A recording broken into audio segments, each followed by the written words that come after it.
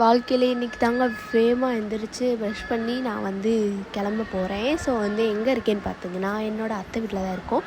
என்னன்னு பார்த்தீங்கன்னா, இங்கே வந்து ஒரு ஃபங்க்ஷன். ஸோ வந்து அதை அட்டன் பண்ணுறதுக்காண்டி தான் நாங்கள் மொதலையே வந்து வர சொல்லிட்டாங்க. நாங்கள் வந்து காலையில் வெள்ளனை எழுந்திரிச்சு நான் பெட்டை விட்டு வெளியே வந்து பார்த்தா மேக்ஸ் உட்காந்துருக்கான். ஸோ அது வந்து பார்க்க தான் சைலண்ட்டாக இருப்பான், ஆனால் வந்து ரொம்ப நல்ல பையன். அதுக்கப்புறம் வந்து டீயை குடிச்சிட்டு கடைசியில் வந்து கிளம்ப ஆரம்பிச்சிட்டோம். ஆளாளுக்கு கிளம்பிகிட்டு இருந்தோம். அதுக்கப்புறம் பார்த்திங்கன்னா எல்லோரும் வந்து காஸ்டியூம்ஸ் எல்லாம் போட்டு பெட்டு ஃபுல்லாமே வந்து மேக்கப் ஐட்டம்ஸ் தான். இதுதான் வந்து நான்.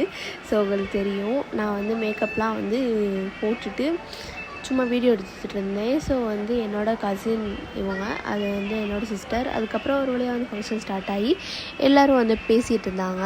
நானும் வந்து எப்படா முடியும் அப்படின்னு யோசிச்சுக்கிட்டே இருந்தேன். அதுக்கப்புறம் வந்து ஒரு வழியாக அவங்களும் வந்துட்டாங்க.